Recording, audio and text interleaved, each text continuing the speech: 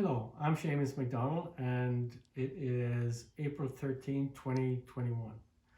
This is the second update for some improvements we're making to Scamp number 459 after our first sailing season.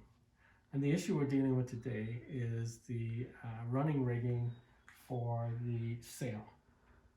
So if you had followed some of my other videos, you'll notice that I have run both my halyard and my downhaul down through the mast trunk as opposed to mounting them on the cabin top.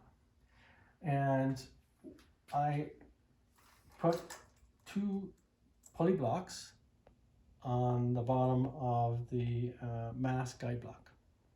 So this actually ended up not being the ideal solution.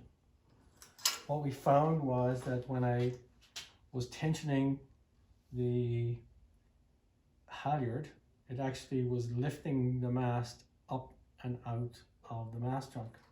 And I discovered this one day because I had inadvertently forgotten to tie off my mast retention line.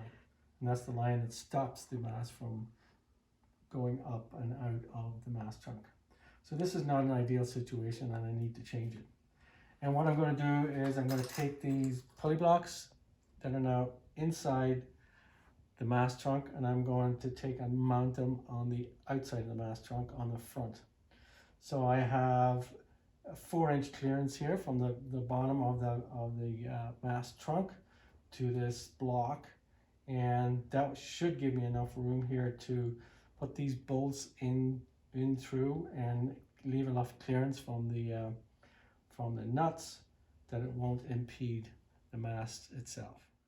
So here we are on the inside of the boat, and I have just installed our pulley blocks here mounted on the outside of the mast trunk. So the